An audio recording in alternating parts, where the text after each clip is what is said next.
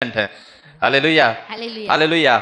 आइए 7वां नंबर, यीशु मसीह कहते हैं क्रूस के ऊपर लटके हुए, हे पिता मैं अपनी आत्मा को तुम्हारे तेरे हाथों में देता हूं। सौंपता हूं। ठीक है जी। उससे पहले यीशु मसीह कहते हैं पूरा हुआ। क्या हुआ? पूरा हुआ। यीशु मसीह एक मिशन में है। यीशु मसीह का एक मिशन है लोगों के उद्धार के लिए दरवाजे को खोलना। यीशु मसीह का एक मिशन है कि लोगों के लिए मोक्ष का दरवाजा खोले। यीशु मसीह का मिशन है कि लोग पापों से उद्धार को प्राप्त करें। यीशु मसीह का मिशन है कि लोग आजाद हों पापों से। तो जब यीशु ने वो सब कुछ पूरा कर दिया तो छठे नंबर पे यीशु मसीह कहते हैं सब कुछ पूरा तो हुआ। 7वें नंबर पे कहते हैं पिता मैं अपनी आत्मा को तेरे हाथों में सौंपता हूं। मींस समर्पण कर दिया। क्या कर दिया? समर्पण कर दिया। उसके बाद यीशु मसीह का डेथ हो जाता है। उसके बाद क्रूस से क्या किया जाता है? नीचे उतारा जाता है। ये 7 वचन है। परंतु मैं आपको कुछ और सिखाना चाहता हूं। पहला कुरिन्थियों 1 अध्याय उसका 18 वचन निकालिए मेरे साथ और पढ़ना शुरू करें। है ना, थोड़ी सी आवाज कम करो, तीखा है ना। हाँ जी, पहला कुरिन्थियों 1 अध्याय उसका क्योंकि क्रूस की कथा नाश होने वालों के लिए मूर्खता है, परंतु हम उद्धार पाने वालों के लिए परमेश्वर के सामर्थ्य है। Hallelujah, hallelujah. बोलिए क्रॉस, सलीब, बोलिए सलीब, सलीब, बोलिए सलीब। सलीब, ये क्या है? सलीब है। सलीब है। ये क्या है? सलीब है। इसका कुछ मीनिंग है? यस, बोलिए। छुटकारे का चिन्ह। छुटकारे का चिन्ह। बढ़िया। और कोई और कुछ है? कुछ और बेहतर है?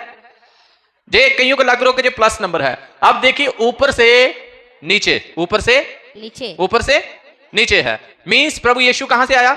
ऊपर से कहां आया? पृथ्वी तक, कहां आया? पृथ्वी पर। ये पूरा हो गया। यस, ऊपर से नीचे। कौन आया है? यीशु। उसके बाद यहां से यहां, इसका क्या मीनिंग है? यीशु मसीह, हम सब पाप में थे, हम सब उद्धार के इंतजार में थे। यीशु मसीह ने हमें यहां से उठाकर कहां रख दिया? दाहिनी ओर। Hallelujah, hallelujah. यीशु मसीह मुर्दों में से जी उठने के बाद यहोवा पिता के कौन से हाथ में बैठा?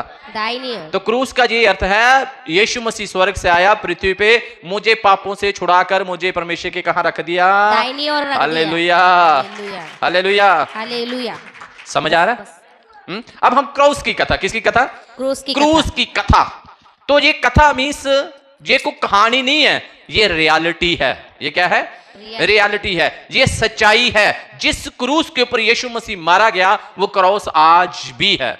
जो कांटों का ताज यीशु के सिर के ऊपर पहनाया गया वो ताज आज भी है। जो कील यीशु के हाथों पांव में लगे वो कील आज भी क्या है? मौजूद है। जिस कब्र के बीच में यीशु मसीह को रखा गया वो कब्र भी आज भी क्या है?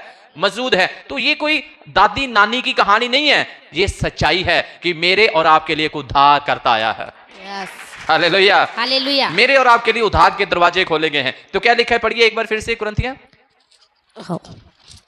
क्योंकि क्रूस की कथा नाश होने वाले के लिए मूर्खता है। क्रूस की कथा नाश होने वालों के लिए क्या है? मूर्खता है। समझते हैं लोग क्रूस की कथा को? समझते हैं आज?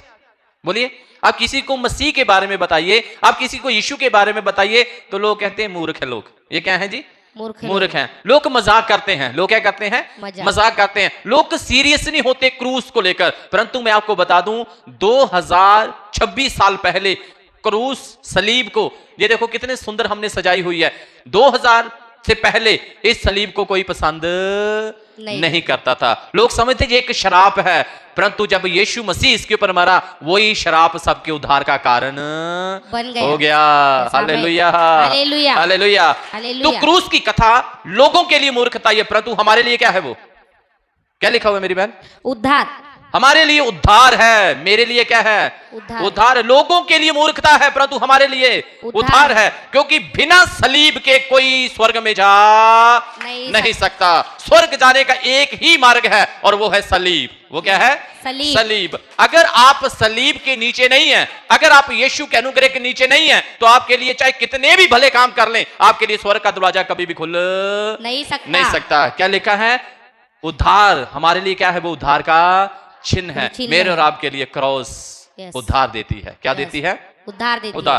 ये बहुत सारे शास्त्रों के बीच में लिखा हुआ है। एक भविष्यवाणी है, आहा यज्ञ भूव नस नाभि। सुने ध्यान से, ये बात ये शास्त्र में मौजूद है। आहा यज्ञ भूव नस नाभि। इसका मीनिंग मैं हिंदी में आपको बताता हूं। इस पृथ्वी के ऊपर महान यज्ञ किया जाएगा। क्या किया जाएगा? महान यज्ञ किया जाएगा। और वो यज्ञ कहां पे होगा? पृथ्वी की नाभि में। कहां होगा? पृथ्वी की नाभि में। जैसे आप अपने शरीर को देखिए तो हमारी नाभि कहां पे आ रही है? बिल्कुल शरीर के बीचों बीच, सेंटर में। बिल्कुल कहां है? शरीर के सेंटर में, मध्य में, हाँ मध्य में है। तो वैसे ही आपको ये मैं बताना चाहता हूं, यीशु मसीह की क्रूस यरूशलेम के जिस स्थान में लगी गई, आप मैप को चेक कर लीजिए, आप गूगल पे चेक कर लीजिए, पूरे विश्व का सेंटर प्लेस है, यहां पे यीशु की क्रूस लगी हुई है। Yes amen, hallelujah, hallelujah. तो बाइबल नहीं बल्कि बहुत सारे धर्म शास्त्र भी यीशु की भविष्यवाणी को क्या करते हैं, पूरा हो रही हैं और मानते हैं। मेरे भाई और बहनों, हमारे लिए क्रूस एक कथा कहानी की बात नहीं है, परंतु आपके लिए और मेरे लिए उद्धार है, और आपके लिए और मेरे लिए परमेश्वर की सामर्थ है। परमेश्वर की क्या है? सामर्थ है। जैसे बिना सामर्थ के कुछ नहीं हो सकता, वैसे बिना क्रॉस के कुछ भी हो नहीं सकता। आज जितनी खूबसूरत क्रूस हमने अपने घरों में रखी हुई है, जो क्रॉस यीशु ने उठाया वो वैसी नहीं हो सकती, नहीं तो वो बड़ी भयानक थी, वो बहुत ही भयानक थी। मैं आपको यीशु की हिस्ट्री, अभी तक वैसी फिल्म बनी नहीं है जितनी दर्दनाक मौत यीशु मसीह ने सही है। कोई फिल्म अभी तक वैसी बनी नहीं है। हिस्ट्री कभी आप पढ़ें, अगर यीशु की क्रूसीफाई को देखें आप, तो यीशु के सिर के ऊपर जब कांटों का ताज पहनाया जा रहा था ना, तो हिस्ट्रिकल लिखते हैं कि एक कांटा यीशु के इस आंख में लगा तो यीशु की ये आंख भी क्या आ गई थी, बाहर आ गई थी। यीशु के जो कोड़े पड़े ना, वो कोड़े, एक कोड़ा 50 ग्राम मांस को क्या कर लेता है, खींच लेता है। और यीशु की जो बैक साइड पूरी हड्डियां क्या आ रही थी, नजर आ रही थी। इतनी मार, इतनी ज्यादा यीशु मसीह ने दर्द सिर्फ इसलिए सहा कि मानव जाति का क्या हो सके, उद्धार हो सके, इंसान उद्धार को प्राप्त करे। क्योंकि सलीब से पहले, यीशु से पहले कोई उद्धार देने की किसी के अंदर ताकत नहीं है। क्योंकि यीशु उद्धार कहां से मिलेगा? स्वर्ग से। सारे बोलिए, उद्धार कहां से मिलेगा? स्वर्ग से। क्या दुनिया का कोई मनुष्य उद्धार दे सकता है? नहीं। मोक्ष मिल सकता है हमें? नहीं। उद्धार देना और स्वर्ग लेकर जाना परमेश्वर का काम है। किसका काम है? परमेश्वर का। क्योंकि स्वर्ग किसका है? परमेश्वर का। तो अभी देखिए, अन्ना सिस्टर जहां पे बैठे हैं, इनकी मर्जी के बिना मैं इनके घर में घुस सकता हूं? नहीं। मैं कहूं कि मैं बड़ा अच्छा हूं, मुझे आने दो, आने देंगे? नहीं। वो इनकी मर्जी है, मुझे आने दे। वैसे स्वर्ग किसका है? परमेश्वर। तो परमेश्वर की मर्जी के बिना उसके घर में कोई भी जा नहीं सकता। उस मर्जी को पूरा किया यीशु मसीह ने, इसलिए वो छठे वचन में कहता है, हे पिता, सब कुछ पूरा हो गया है, मैंने सब कुछ पूरा कर दिया। अब मानव जाति के लिए दरवाजा खोल दे, जो कई सालों से, कई हजारों सालों से क्या था, बंद था। तो यीशु ने वो दरवाजा क्या कर दिया है, खोल दिया है। इसलिए प्रेरितों के काम 4 के 12 वचन में लिखा हुआ है। प्रेरितों के काम 4 का 12, जल्दी से पढ़ लीजिए। हाँ जी, कोई भी। और किसी दूसरे के द्वारा उद्धार नहीं, और किसी दूसरे के द्वारा उद्धार नहीं। सारे बोलिए, और किसी दूसरे के द्वारा उद्धार नहीं। ऐसे करिए, और किसी दूसरे के द्वारा, और किसी दूसरे के द्वारा उद्धार नहीं है। आसमान के नीचे, पृथ्वी के ऊपर कोई दूसरा नाम नहीं दिया गया। तो कौन सा नाम है वो यीशु मसीह। Hallelujah, hallelujah. कौन सा नाम है? यीशु मसीह, यीशु नासरी। आपको मालूम, जब प्रेरितों के काम में सेवकाई शुरू हुई, पतरस प्रचार करने लगा। कौन प्रचार करने लगा है? पतरस को यीशु मसीह से पहले कि यरूशलेम में आते, पतरस सभी चेले बैठे हुए हैं और यीशु मसीह कह रहा है, मैं यरूशलेम में जाऊंगा, मैं वहां पे मारा जाऊंगा, मैं वहां पे क्या किया जाऊंगा। पतरस कहता, ना ना ना प्रभु, ऐसा कभी भी हो नहीं सकता। वो क्रूस को जानता नहीं है, वो क्रूस की कथा को नहीं अभी तक जानता, क्योंकि वो उसके ऊपर वो जाहिर नहीं हुई बातें, तो वो रुकावट डाल रहा है। वो क्या कर रहा है? यीशु कहते हो, पतरस तू ऐसा बोल नहीं सकता। हे शैतान, इसके मन से क्या हो जा, दूर हो जा। रुकावट क्या कर रहा है? रुकावट डाल रहा है। यीशु ने कहा, हे शैतान, इससे क्या हो जा, दूर हो जा। बाद में प्रेरितों के काम 2 अध्याय के बीच में जैसे पवित्र आत्मा उतरता है, तो उन सब के बीच में कौन खड़ा होता है? पतरस। कौन खड़ा होता है प्रचार करने के लिए? कौन खड़ा होता है? 3 महीने पहले यही पतरस कह रहा, मैं यीशु को जानता। बोल रहा ना, कितनी बार इनकार किया? कितनी बार? 3 बार। उसने पिता का भी इनकार किया, उसने पुत्र का भी इनकार किया, उसने पवित्र आत्मा का भी इनकार किया। कहता, मैं नहीं जानता। परंतु अब खड़ा होकर कह रहा है, मैं यीशु का गवाह हूं, उसी यीशु का जिसको तूने क्रूस के ऊपर क्या कर दिया है, चढ़ाया गया है। हालेलुया।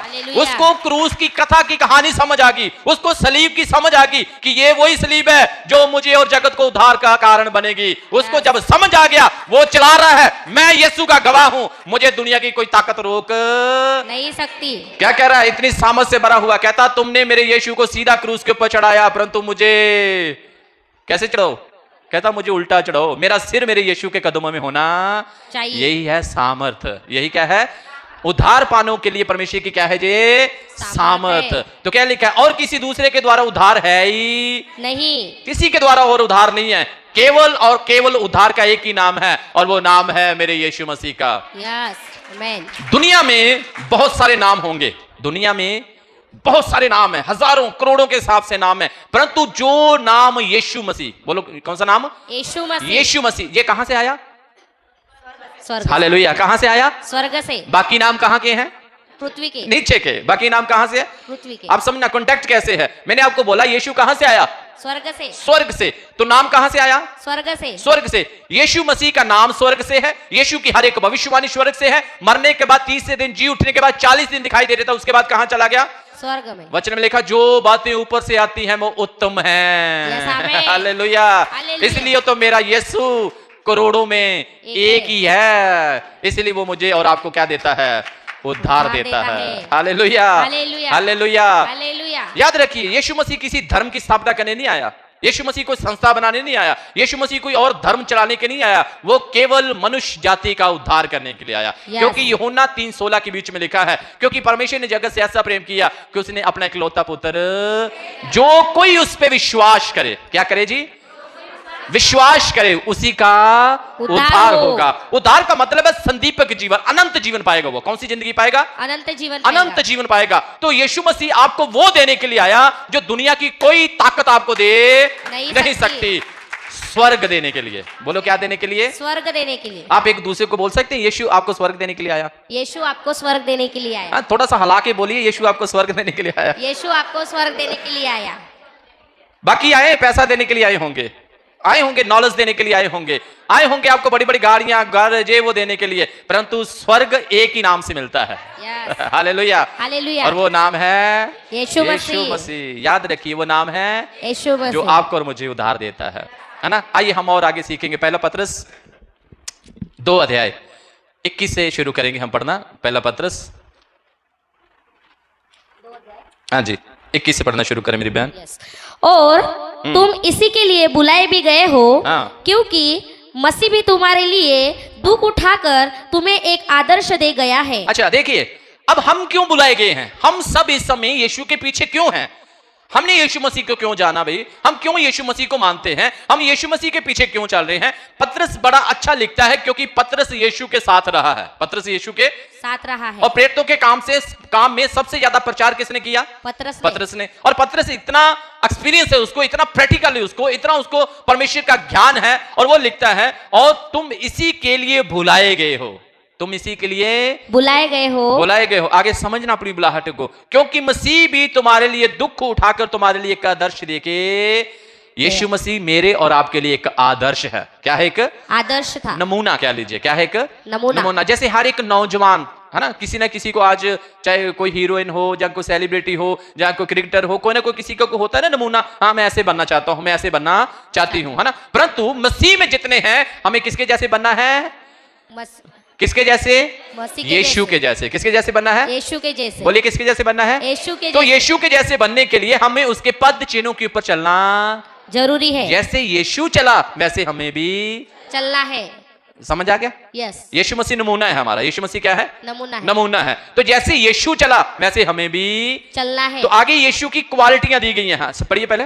न तो उसने पाप किया, ना तो यीशु ने कोई पाप किया, ना यीशु ने कोई पाप किया, तो फिर भी उसको सलीब के ऊपर चढ़ा दिया।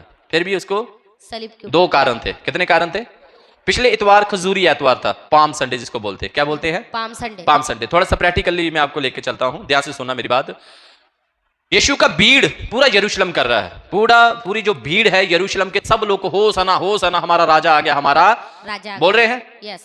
फिर अचानक क्या हुआ कि सारी भीड़ बोलने लगी, इसको क्रूस के ऊपर चढ़ा दो। सोचिए, खजूर की डालियां लेकर बोल रहे ना, होसाना हमारा राजा आ गया है। तो क्या हो गया कि अब सारी भीड़ बोल रही है यीशु को कहां चढ़ा दो? क्रूस पर चढ़ा। सारी भीड़ क्या होगी? फिर की उल्टा, यीशु की उल्टा होगी। क्यों?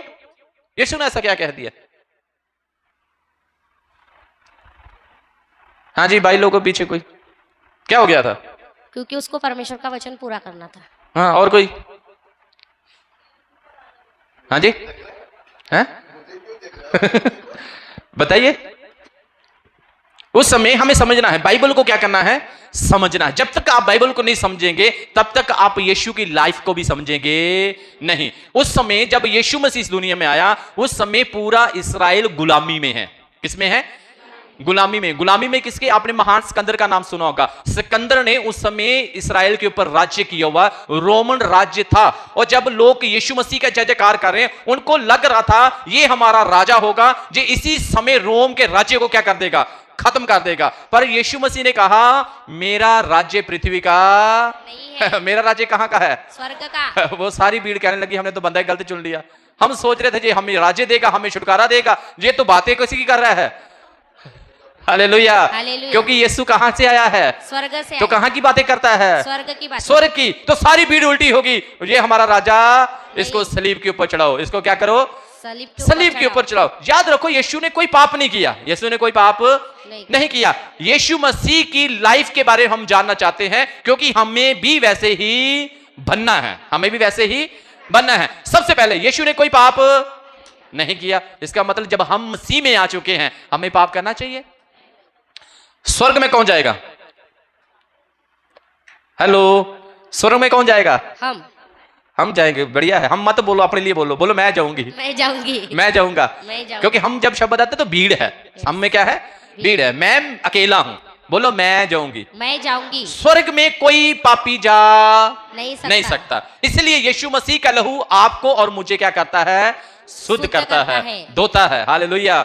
एक बार मालूम, मैं आपको प्रभु के बड़े महान दास मार्टिन लूथर, क्या नाम? Martin Luther. वो बाइबल क्लास ले रहे थे और वो उन्होंने क्या किया, थोड़ा समय सभी स्टूडेंट को बोला प्रार्थना करो। क्या करो? प्रार्थना करो। और उसी समय शैतान आता है और बोर्ड के ऊपर मार्टिन लूथर के पाप लिखना क्या कर देता है? शुरू कर देता है। मार्टिन लूथर तूने ये पाप किया, मार्टिन लूथर तूने ये पाप किया, मार्टिन लूथर तूने ये सारे कम से कम 20 से 21 बातें क्या कर देता है? लिख देता है। और मार्टिन लूथर से ये पूछता है बता अब तू प्रचार कर सकता है? तो मार्टिन लूथर मन में क्या हो जाते हैं? परेशान हो जाते हो, मैंने इतने पाप किए, अब मैं क्या करूं? आपको मालूम पवित्र आत्मा क्या कहता है? पवित्र आत्मा कहता है नीचे लिख दे, सारे पापों से मुझे यीशु का लहू शुद्ध कर देता है। Hallelujah, hallelujah. आपके मन में हो सकता है बहुत सारे विचार आते हो, शैतान आपके मन में तरह तरह की बातें डालता हो, देख तू प्रार्थना नहीं करने वाली, तू ये है, तू ऐसा है, तू ऐसा है। एक बात याद रखना, यीशु का लहू हमें सारे पापों से क्या कर देता है? शुद्ध कर देता है। तो जब उसने हमें शुद्ध कर दिया, फिर शैतान हमें कभी पापी ठहरा नहीं सकता। हालेलुया। तो कहता है यीशु ने कोई पाप नहीं किया, इसका मतलब हम भी पाप से क्या हो गए हैं? मुक्त हो गए। हमारे जीवन में कोई पाप होना नहीं चाहिए। दूसरी बात, और ना उसने मुंह से छल की कोई बात निकली, ना यीशु के मुंह से कोई छल की बात निकली। ध्यान से सुनिए, यीशु का जीवन आपके जीवन के अंदर नजर आना चाहिए, क्योंकि फिलिपियां 2:5 में लिखा है तुम्हारा भी वही स्वभाव हो जो प्रभु यीशु का था। बोलिए मेरा भी वो स्वभाव हो, मेरा भी वही स्वभाव हो जो मेरे प्रभु यीशु का था, प्रभु यीशु का था, जो प्रभु यीशु का है, प्रभु यीशु का है। ऐसा स्वभाव, ऐसा स्वभाव आपको स्वर्ग लेके जाएगा भाई और बहनों। ऐसा स्वभाव होगा, शैतान आपको कभी भी गुमराह नहीं करेगा। तो पहली क्वालिटी, वो पाप नहीं किया, उसने पाप नहीं इसका किया। मतलब मुझे भी पाप नहीं करना। उसके मुंह से कोई छल की बात नहीं निकली। यीशु के मुंह से जब भी वो बोलता था क्या निकलता था? बोलो क्या निकलता था यीशु के मुंह से? आशीष, सामर्थ, वचन। क्या निकलता था? वचन। क्या निकलता था? वचन। क्योंकि यीशु खुद क्या है? वचन है। तो जब यीशु के मुंह से वचन निकलता था, शैतान भी क्या कर देता है? भाग जाता है। तो इसका मतलब है एक विश्वासी के जीवन में वचन का होना बहुत जरूरी है। ध्यान से सुनिए, परमेश्वर के वचन के बीच में ऐसा लिखा हुआ है, यहोवा ने अपने नाम से बढ़कर उत्तम वचन को बोला है। किसको बोला है? वचन को। अब नोट कर लीजिए, भजन संहिता 138 उसका 2 वचन में लिखा हुआ है कि परमेश्वर ने अपने नाम से अधिक महत्व वचन को दिया है। तो यीशु के मुंह से कभी छल की बात नहीं निकली। यीशु मसीह वचन से बातें करता है। किससे बातें करता है? वचन से बातें करता है। आगे, वह गाली सुनकर गाली नहीं देता था। Hallelujah, hallelujah. सब बोलिए जोर से, हालेलुया, हालेलुया। वह गाली सुन के गाली नहीं देता था। हम गाली सुन के क्या करते हैं? गाली देते हैं। इधर हम ऐसा करते कि नहीं करते? हम ऐसा करते हैं, गाली सुन के गाली ना दे। हम तो बाजू टांग लेते हैं, जब अंदर से डंडा ले आते हैं, हो सके तलवार भी पकड़ ले। हमारा जीवन तो ऐसा ही है। फिर हम बोल सकते हैं मेरे अंदर यीशु का स्वभाव है। यीशु ने तो बोला अगर इस गाल पे कोई थप्पड़ मारे तो उसकी और दूसरी गाल दे। हम बोलते तो थप्पड़ मार के मैं तो आगे से घूसा मारूंगा तुझे। तो ये स्वभाव यीशु का है? बोलो, नहीं। यीशु का स्वभाव क्या है? वो गाली सुन के भी गाली, हालेलुया। जिस दिन आपका ये स्वभाव हो गया ना, पड़ोसी आपको गालियां दे रहे हैं, आप बोले प्रभु आपको आशीष दे, प्रभु आपको आशीष दे। समझ लीजिए आपके अंदर यीशु आ गया है, उस दिन आ गया है। वो गाली सुन के भी गाली नहीं देता। हमें तो थोड़ा सा पति कुछ बोल देना, नमक ज्यादा हो गया, तो हम आगे से तो पता नहीं कौन कौन सी बातें निकल जाती है ना, समझ रहे ना मेरी बात। एक बार आपको याद आ गया, मुझे ध्यान से सुने मेरी बात, पंजाब की बात है। कन्वेंशन हो रही थी, क्या हो रही थी? बोली सारे, कन्वेंशन हो रही थी। तो गवाहियों का हो रहा था समय, गवाहियों का समय था। पास्टर जी ने बोला किसी ने कोई गवाही देनी है तो गवाही दे सकता है। एक बहन आई, उसने मैक पकड़ा और कहने लगी आज सुबह सुबह मैंने कन्वेंशन में आना था, तो जल्दी जल्दी मैं घर का जो कचरा था वो पड़ोसन के दरवाजे के आगे लगा के आ गई। किसके दरवाजे के आगे? पड़ोसन के घर के आगे। कहती पड़ोसन मुझे गालियां देने लगी। पड़ोसन मुझे क्या देने लगी? कहती मैं सुनती रही, मैं सभी ध्यान से सुन रहे थे कि बहन कितनी अच्छी है कि पड़ोसन इसको क्या दे रही है, गालियां, और ये क्या करी चुप करके। कहती फिर मुझे पवित्र आत्मा ने अगुवाई किया। किसने अगुवाई किया? कहती वो एक गाली दे मैं चार चार गालियां दूं। पास्टर जी ने उसे मैक ले लिया, बोला बहन पवित्र आत्मा ऐसी अगुवाई नहीं करता। तो ये हाल है लोगों का आज की कलीसियों का, वो गाली सुन के गाली। हमें भी ऐसा बनना है, कोई बुरा कहे कोई कुछ भी बोले, गालियां दे, हमें वापस जवाब नहीं देना है। और आगे क्या लिखा है, पढ़िए। और दुख उठाकर किसी को भी धमकी नहीं देता था, पर अपने आप को सच्चे न्याय के हाथ में सौंपता था। हालेलुया।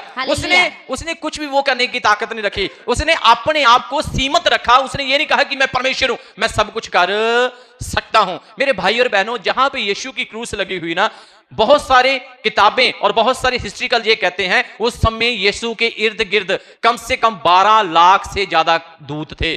कितने दूत थे? 12 लाख। अगर वो एक दूत को बोलता कि नाश कर दो तो सारी दुनिया को क्या कर देते? वो नाश करते। परंतु यीशु ने ऐसा नहीं, उसने अपने आप को सौंप दिया, क्योंकि वचन पूरा होना था कि वो अपने आप को भेड़ की नाई उनके हाथों में सौंप देगा। ये वचन पूरा किया यीशु ने, वो भविष्यवाणियां पूरी की जो उसको पूरा करनी था। उसके बाद 4:24 वचन पढ़िए। वह आप ही हमारे पापों को अपनी देह पर लिए हुए क्रूस पर चढ़ाया गया, जिससे हम पापों के लिए मर करके धार्मिकता के लिए जीवन बिताए। हालेलुया। हालेलुया। अब यहाँ पे थोड़ा सा सोच विचार करना है, जहां पे अंडरलाइन कीजिए बाइबल को ध्यान से, जहां पे सुनिए और बाइबल को ध्यान से पढ़िए। लिखा हुआ आप ही हमारे पापों को अपनी देह पर लिए हुए क्रूस पर चढ़ गया, जिससे हम पापों के लिए मरकर, हम पापों के लिए सारे बोलिए, हम पापों के लिए। यीशु मसीह इसलिए क्रूस के ऊपर मरा कि उसने हमारे पापों को क्या कर लिया, अपने जीवन के ऊपर ले लिया, अपने शरीर के ऊपर ले लिया, ताकि हम पापों से क्या हो जाएं? आजाद हो जाए। आपको मालूम, जब बपतिस्मा दिया जाता है तो पानी में इस कदर लटाया जाता है और ये वचन पढ़ा जाता है, अब मैं पापों के लिए मर चुका हूं। अब मैं पापों के लिए, अब मेरे ऊपर पाप का कोई अधिकार नहीं है। वही बात यहां पे लिखी है, मेरे और आपके और पूरे जगत के पापों को यीशु ने अपने ऊपर ले लिया। और यहां पे वही लिखा है उसने वो सारी दुनिया के पापों को अपने ऊपर ले लिया, और हम पापों के लिए मरकर धार्मिकता का जीवन जिए। कैसा जीवन जिए जी? धार्मिकता का। सारे बोलिए, कैसा जीवन जिए? धार्मिकता का। धार्मिकता, धर्मी बनना है हमें। क्या बनना है? धर्मी। वो काम करने हैं जो यहोवा को पसंद है, वो काम करने जो मुझे परमेश्वर का वचन कहता है, मुझे वो काम करने हैं जो यहोवा का आत्मा मुझे कहता है। हमें भला काम करना है। कौन सा काम करना है? भला काम। सारे बोलिए, कौन सा काम करना है? भला काम करना। भला काम करना है। आपको मालूम, एक स्टोरी में आपको बताता हूं। कैन और हाबल के बारे में कौन कौन जानता है? कैन और हाबल जानते हैं। हाबल की भेंट को प्रभु ने क्या किया? बोलो, अभी तो आप बोल रहे हम जानते हैं, फिर बोल के नहीं रहे। कैन की भेंट को प्रभु ने क्या किया? कैन की किया था, हाबल की किया था? देखा? वचन यहां पे होना चाहिए, वचन यहां पे। दाऊद कहता है परमेश्वर मैंने तेरे वचन को अपने हृदय में रख छोड़ा है ताकि तेरे विरुद्ध पाप ना करूं। जब आपका दिल वचन से भरा होगा ना, तो आपके जीवन में पाप नहीं आएगा। वचन इंपॉर्टेंट है। क्या इंपॉर्टेंट है? वचन। परमेश्वर ने हाबल की भेंट को क्या किया? सारे बोलिए, स्वीकार किया। किसकी भेंट को? अगर आप वहां पे ध्यान से पढ़ेंगे, वहां पे लिखा है परमेश्वर ने हाबल को और हाबल की भेंट को क्या किया। इसका मतलब पहले प्रभु ने किसको कबूल किया है? भेंट को या हाबल को? हाबिल को। सारे बोलिए, आप बड़े कंफ्यूज है, पढ़ लीजिए 4 अध्याय। अब मुझे ऐसे देख रहे हैं कि जैसे दरवाजे से बाहर नहीं जाने देंगे। उत्पत्ति 4 अध्याय, उत्पत्ति 4 अध्याय, ध्यान से सुनिए, उसके बाद मैं समाप्त करने लगा। जब आदम अपनी पत्नी हवा के पास गया तब उससे गर्भवती होकर कैन को जन्म दिया और कहा, मैंने यहोवा की सहायता से एक पुरुष पाया है। फिर वह उसके भाई 4 बच्चे से बयान पढ़िए, लंबा हो जाएगा। और हाबिल भी अपने भेड़ बकरियों के कहीं एक पहलौठे बच्चे भेंट चढ़ाने के लिए लाया और उनकी चर्बी भेंट चढ़ाई। तब यहोवा ने हाबिल और उसकी भेंटों को तो ग्रहण अब यहाँ पे क्या लिखा है? परमेश्वर ने हाबिल और उसकी भेंट को क्या किया? ग्रहण किया। पहले किसको स्वीकार किया है? हाबिल को। पहले किसको स्वीकार किया है? हाबिल को। इसका मतलब परमेश्वर हमारी भेंटों से पसंद नहीं होता, परमेश्वर हमें पसंद करता है। Yes amen. किसे पसंद करता है? हमें। हम क्या सोचते हैं, इंसान क्या सोचता है, मैं पास्टर को दूंगा 2000 रुपया तो प्रभु मुझे क्या कर लेगा? प्रभु ऐसे पसंद नहीं करता। प्रभु आपके दिल को देखता है। किसको देखता है? दिल को। हम चेहरे के ऊपर कितना मेकअप करके आ जाएं, कितना पता नहीं क्या कुछ लगा के आ जाए, हम प्रभु मुझे क्या करेगा? नो, परमेश्वर आपके दिल को देखेगा। किसको देखेगा? दिल को। दिल को। परमेश्वर आपके हृदय को जांचता है। परमेश्वर ने हाबिल को और उसकी भेंट को क्या किया? स्वीकार किया। और कैन लिखा आगे जब पढ़ेंगे, कैन को और उसकी हाबिल को परमेश्वर ने पसंद ना हाबिल को पसंद किया ना उसकी। अब जब मैं ही परमेश्वर को पसंद नहीं हूं तो मैं कैसे विश्वास कर लूं कि मेरी बेटों को भी प्रभु क्या करेगा? तो परमेश्वर पता उसको क्या कहता है? कैन को कहता है, अगर तू भला करे, अगर तू क्या करे अगर तू क्या करे। इस सवाल का मतलब है कि उसने कभी जिंदगी में भला काम नहीं किया होगा, इसलिए तो प्रभु उसको बोल रहा है यदि तू क्या करे, भला करे। तो वहां पे प्रभु यीशु मसीह का वचन क्या सिखा रहा है कि तुम्हें धर्मी जीवन जीना है। तुम्हें क्या करना है? धर्मी जीवन का मतलब है आपको समाज में भला रहना है। क्या रहना है? भलाई का जीवन जीना है। तभी तो प्रभु आपके जीवन में काम करेगा, तभी तो लोग आपको देखेंगे जो मसीह हैं, तभी तो आपकी पहचान होगी कि जो भला काम करने वाले हैं। हम इनको गालियां देते हैं, जे हमें आशीष देते हैं, हम इनको बुरा भला बोलते हैं, जे हमारे लिए उल्टा प्रार्थना करते हैं। तो समाज आपको देखेगा कि ये तो भला करने वाले लोग हैं। फिर जब भला भला आप करते रहेंगे, आप बदलेंगे, आपका परिवार बदलेगा, आपका परिवार बदलेगा, आपका पड़ोसी बदलेगा, आपका पड़ोसी बदलेगा, आपका मोहल्ला बदलेगा, आपका मोहल्ला बदलेगा, आपका गांव बदलेगा, आपका गांव बदलेगा, आपका शहर बदल जाएगा। हालेलुया। इसका मतलब पहले किसको बदलने की जरूरत है? अपने आप को। बोलिए किसको? मुझे बदलना है। किसको बदलना है? मुझे। क्यों? क्योंकि मेरे ऊपर पापों का भी कोई अधिकार नहीं है। मेरे पापों को यीशु ने क्रूस के ऊपर क्या कर दिया है? चढ़ा दिया है। और यीशु ने मुझे फ्री कर दिया है ताकि मैं भलाई का जीवन जीऊं। मैं भला काम करूं, तभी तो प्रभु मुझे ग्रहण करेगा। हालेलुया। हालेलुया। तो क्रूस की कथा समझ आई? यस। हालेलुया। क्रूस की कथा क्या समझ आती है? मुझे पापों से छुटकारा मिल गया है। मेरे ऊपर अभी कोई बोझ नहीं है। मेरे पापों को यीशु ने अपने ऊपर ले लिया और मेरे लिए उद्धार के दरवाजे खोल दिए हैं। प्रभु आप सबको आशीष दे। जय मसीह की।